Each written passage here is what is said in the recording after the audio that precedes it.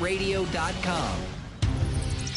You're listening to Barbara Simpson on Hot Talk 560 KSFO.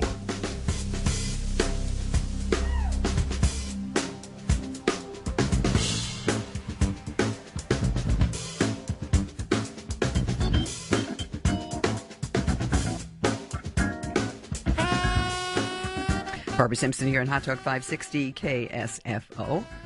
I mentioned to you that we are going to be speaking with Randal O'Toole, and Suzanne, he's there, right? Yes, okay. Just wanted to be sure. Mr. O'Toole, thank you very much for being with us. It's great to be here. Good afternoon. It's been a while. I just want to tell my audience that you're a Cato Institute Senior Fellow. You specialize on urban growth, public land, and transportation issues. Got a whole variety of terrific books. The Vanishing Automobile, Best Laid Plans, talk about repealing planning laws on every level, and The American Nightmare, how the government undermines the dream of home ownership. I mean, it's going on all around us, Professor, and I'm astonished at what is happening with this one Bay Area. I've done a lot of work on this on my program, trying to inform people, because the biggest problem is the average person has no idea what's happening. Yes, and Plan Bay Area is really ground zero for this kind of planning all over the country. It's one of the earliest plans to be published, and it shows us just first of all, how devious urban planners are, and second of all, how simplistic they are. They oversimplify all the problems and then come up with these draconian solutions that are going to be extremely costly and produce almost no benefits at all. What you said, this is going on all over the country, but it's more intense here with this Plan Bay Area, because this deals with the 9 Bay Area counties. I mean, it's a huge geographic area with millions of people involved. Yes, there's more than 7 million people in the area now, and here's the thing. They expect 30% more people in the next 30 years. They want to squeeze all of those 30% more people into the existing urban footprint, not have one new acre of development. And in order to do that, they expect that they're going to have to convert tens of thousands, well over 100,000 single-family homes into apartments, row houses, some kind of multifamily housing. And so they're going to end up with 30% fewer single-family homes, even though there's 30% more people. That's going to make housing even less affordable than ever before. It's going to create a huge number of second-class citizens who are never going to be able to afford to live in a single-family home and are going to be stuck living in apartments all their lives. Where did this idea come from? Planners have been talking about the idea of increasing urban densities for decades. Densification really is a solution in search of a problem. They started talking about this in the 1930s. They wanted to convert entire cities into high-rise apartments with no other kind of housing except for high-rises. And then in the 1960s, Jane Jacobs, architectural critic, says that's silly. High-rises don't work. I like mid-rises, she said. She lived in Greenwich Village in Manhattan, and it was 5-story buildings. So she praised mid-rises, and urban planners did a complete turnaround. They said, okay, no more high-rises. Let's go for mid-rises. But it was still density. They said we need to have density to save energy. We need to have density to improve a sense of community. We need to have density so that people will be friendlier to each other. We need to have density to reduce air pollution. All of these reasons, one after another, were thrown out as it was proven that density actually was harmful to all of those things. Lower people in low-density communities have more of a sense of a community than people in high-density areas, and so on. Well, the latest is we need to have density to reduce greenhouse gas. I was just going to say, now we have our green footprint and climate change, and all of that is just added to this mix of why we have to do this, right? That's right, and none of the other reasons proved valid, so they made this one up. The state legislature actually passed a law saying the only way we can reduce greenhouse gas emissions is to increase density, and so they pretty much mandated that cities all over California had to increase their density. And basically, the law requires them to designate sacrifice neighborhoods. They call them, in Plan Bay Area, they call them priority development areas. But They pick out a bunch of neighborhoods in the region, which is about 25% of the developed land in the region, and say, we're going to increase the density of these neighborhoods to 20, 40, 60, 80, and a few of them up to 300 units per acre. That's almost 400,000 people per square mile. Manhattan is less than 70,000 people per square mile. So they're talking about increasing densities in some areas to 6 times as dense as Manhattan. Good grief. And there's the funny thing is, they go through all this. They wrote a 1,800-page draft environmental impact report. They wrote a 100-page plan, and at the end, they conclude, well, they don't say this out loud, but you can read the numbers in the tables. All of these things combined, spending hundreds of billions of dollars on rail transit, increasing density in these areas to the Manhattan or denser than Manhattan levels, all of these things combined are going to reduce greenhouse gas emissions by less than 1%. That's all? That's all, less than 1%. And so they're doing it anyway because, guess what? The California legislature wrote a law that said they have to do it. So they're just following, I'm just following the law, essentially. Of course, who wrote the law? Urban planners. Yeah. It's just astonishing, and the most frightening thing to me is as I've done programs and interviewed people who are sort of agitating against this and trying to inform people, the emails that I get and the callers that I get, people are shocked that this is going on because for the most part, you don't read about it in the newspapers. They may have announced a meeting, but the meeting may be at 9 o'clock in the morning somewhere, and nobody knows what the heck it's talking about, so they don't get the turnout except for the activists. That's the way it always goes, and even when they do get the turnout, they're very well attuned to people's concerns, and so they'll make it sound like whatever your concern is, you will benefit from this plan. It's a great plan, they'll say, and no matter what you say, they'll twist your words into support for the plan. Mm-hmm.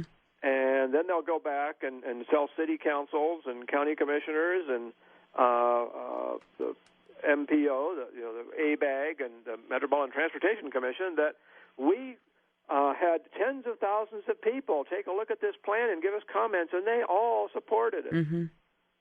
And of course, they really don't know what they're doing. And I know from my own local community in this area, they're following the law, and they're looking at it as a way to get grant money for everything. It seems like the whole local government is based on federal or state grants. As this free money is out there if we only do what they want us to do. Well, urban planners have been struggling for years to figure out how do they force Americans to live in ways that Americans don't want to live. Mm-hmm. Americans want to live in a single-family home, and urban planners think that most of them should live in apartments. 56% of the households in the San Francisco Bay Area are in single-family homes. They want to reduce it to 39%. How do they do that? Well, they figured out one way of doing it is to essentially hold back the money and say to cities, unless you densify, you can't have your share of federal dollars, your share of state dollars. So it's become a tool that planners can use to get what they want. Yeah. The real question is, why are planners so intent on changing American lifestyles to be not really European, but the way they think European lifestyles are? I don't know if can you answer that question? Why are they so intent on this? I think it's because they aren't very mathematically inclined, and so they come up with all these intuitive ideas that are dead wrong, but they make sense if you don't think about it very hard. Like, if we increase density, then more people will walk and bicycle and take transit, and then we'll have less congestion. Mm-hmm. Well, how come is it that the most congested parts of our urban areas are the densest parts? I mean, if what they're saying is true, there wouldn't be any cars in downtown San Francisco. Yeah, except they buy the line that people won't need cars, and they will build these structures with no parking available. I mean, these little things that they're trying to do. And I have heard people say, "Oh, yes, but they do that in Europe, as though Europe is the aim, the thing that we should aspire to. That everything they do there is the best." Except Americans drive for 85% of our travel. Europeans drive for 79% of their travel. It hasn't made that much of a difference. Mm-hmm. Most Europeans live in suburbs just like most Americans. You've heard about these riots in Stockholm? Yes. The riots are people who are living in high-rise apartments, and they're sick of it. They don't want to be forced to live in high-rise apartments anymore, and they're trying to change things. This has been a continuing problem in Europe, where country after country built all these high-rises to pack people in, and the people don't like it. And there have been riots in the past about these high-rises, and Sweden is just getting another one. Yeah, and France has a history of it, too. I mean, it's been going on. And they built so many of those very tall apartment. Cabrini Green, I believe, was the one in Chicago a number of years ago, but they built those buildings in New York as well. And most of them, when people were living in them, they turned into hellholes as far as crime and safety was concerned, and many of them were torn down. Pretty much all of them have been torn down except for the ones in New York. They had them in St. Louis, Chicago, Philadelphia. They're all gone now. They were gone, many of them, after as little as 17 years after they were built. And there were there's a lot of problems with those, but somehow planners in America think, well, we're not talking about that anymore. We're not talking about mid-rise, 5-story apartment buildings, not high-rise, and so it's okay. People will love living in 5-story apartment buildings. If only we could give them a chance, well, we'll just subsidize it, and that's a big part of Plan Bay Area. Exactly. They're going to subsidize this density. I think what they're going to do is they're going to pass zoning codes in the targeted neighborhoods that are going to have what's called minimum density zoning. Mm-hmm. That means if you have a vacant lot and all your neighbors have single-family homes, you can't put a single-family home on your lot. You have to put an apartment building there. If your neighbor has a backyard and they want to make a little extra money, they can put an apartment building in their backyard. If your house burns down, you can't replace it. You have to build an apartment building because that's the minimum density of the zone. And if you don't want to live in a neighborhood that has apartments springing up all over the place with a lot more traffic and a lot more noise, well, then you sell your single-family home to a developer who will tear it down and build an apartment and move somewhere else. And you remember, you mentioned these priority development areas. My understanding of that is that they will designate the area, essentially change the zoning underneath the current owners so that, as you said, when it changes hands, it reverts to a different type of zoning and the different type of structure on it, which is a very sneaky way to do it, but they're doing it. Can you stay just a few more minutes with me? Sure. Okay, let me put you on hold, and we will be right back. We're talking with Randal O'Toole, and we're talking about One Bay Area, and he is appearing this coming week, and you need to attend that meeting and find out what he has to say with the others. They're going to have a good debate on this subject. It is on May 30th, 6:30 to 8:30 p.m. in Marin Civic Center, and I'll tell you more about it as soon as we get back. Barbara Simpson here in Hot Talk 560 KSFO. We're talking with my guest, Randal O'Toole, and I mentioned, for those of you who are interested in this subject, and you should be, there's going to be a very interesting program on Thursday, May 30th, from 6:30 until 8:30 p.m. It'll be at the Marin Board of Supervisors Chamber at the Marin Civic Center in San Rafael. There will be a moderator that they will take statements. There's going to be people opposing Plan Bay Area, and one of the two people speaking is the gentleman who is with me right now, Randal O'Toole of the Cato Institute, and Thomas Rubin, who is an Oakland-based transportation consultant. And the panelists supporting it will be Steve Kinsey and Mark Luce. And there'll be a moderator and people asking questions. This is your opportunity to ask questions of experts on both sides and find out what's going on, because this will affect not only Marin County, this will affect the 9 Bay Area counties and ultimately every single city and town in the state of California. This is not just the Bay Area. This is a huge, huge situation. Have you been on panels like this before, Randal O'Toole?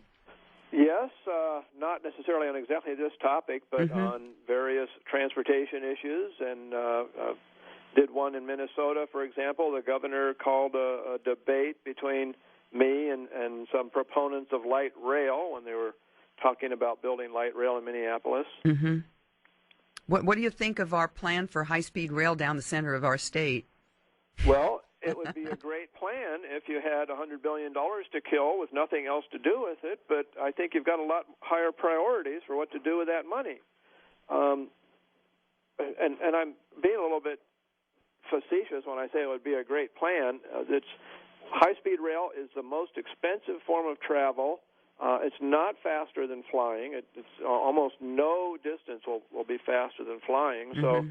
So you look at the San Francisco Bay Area, and you've got 3 airports. You've got 5 airports in the Los Angeles area, which means anybody going from Los Angeles to San Francisco probably lives pretty close to one of those airports, and closer than they live to a train station. Yeah. So it's going to be faster for them to fly. Yeah, and we don't have the money. That's the problem. We don't have the money, and we're dealing with, as I talked in the prior hour, the problems with the Bay Bridge, which is another whole subject entirely. We've got a question from Liz, who is calling us from Mill Valley, which is, I think, an important question. Liz, go ahead with your question for Randal O'Toole.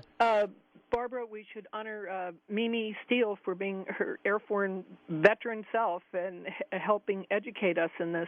Oh, but she's been on the program many times talking about this. Now, what do you want to ask my guest? Mr. O'Toole, how can we vote on this? May I say that Mark Leno on the panel on Thursday is so arrogant that he made fun of his Napa residents in front of them at their last meeting. Steve Kinsey calls us racist to our face in front of the last meeting I was at. Andrew McCullough on the San Rafael City Council did the same thing. These people are crazy arrogant. How can we get this into a proposition in California? I looked you up, though. You're not from California, but has any locale voted on this, made it a proposition? How else do we get people? The social... All right, let him answer the question. So, okay. All right, thank you for calling with the question. And what about that? How do you get rid of it when it's a state law? One of the problems is that a plan is not necessarily a decision that can be turned into a proposition. Mm-hmm. However, SB 375 can be turned into a proposition, and so you'd have to gather, how many hundreds of thousands of signatures you need to put a measure on the state ballot to overturn SB 375, which is the state law that requires this plan. But overturning the plan might be more difficult. What you need to do is work on your city councils, your county commissions, get them to say they're not going to cooperate, they're not going to go along with this plan, because if enough of them say that, then the ABAG and the Metropolitan Transportation Commission are just going to be out of luck. Have things like this been tried in other states where they did manage to put a stop to it that you've seen? Well, there's a lot of activity going on in various states. The state of Florida in 1985 passed a growth management law that led to housing prices to shoot up, and in 2011 they repealed the law. So there has been some change. Portland is kind of the pioneer in the planned Bay Area type of planning, this targeted densification kind of planning. Mm-hmm. And in the last election, one county and 5 cities voted in city and county commissioners, a majority who oppose this plan and are going to fight it tooth and nail. Mm-hmm. So there's 24 cities and 3 counties, so they still have, most of them are supporting it, but if they can, in the next election, get even more, we might be able to overturn it that way. They're making some progress, at least. I noticed, and I thought of you when I saw the article in today's Contra Costa Times on the front page. It says, "Radical Tactic to Save Homes." And the idea is to use eminent domain as a tool to help people with their mortgages. And they would use eminent domain to take over the properties and then rewrite the mortgages and try to make it more affordable, I guess, for the homeowners. Have you heard of this going on? It's news to me. I read the article, and I need to sort of digest it a little bit more. Well, this idea was first proposed when the financial crisis took place in 2008 and 2009. I think it's a silly idea. The homes are there, and what urban planners want to do is use eminent domain to take away people's single-family homes, tear them down, and build multifamily. Yeah. So if California passed a law that set up a $1 billion fund to save people's homes using eminent domain, the planners would very quickly turn it around and use it to destroy single-family homes, I'm sure. That's exactly what happens all over the country when the planners are involved in these kinds of projects. They get twisted and turned the way the planners want them. When they try to push this type of, everybody wants to live in a mid-rise or a high-rise building, and we all want to be able to walk to work and have stores underneath our apartments and all this kind of thing. Have they put it into effect in some place and people just said, hell no, we won't, and they just move out and go to another area? Have we seen that happen?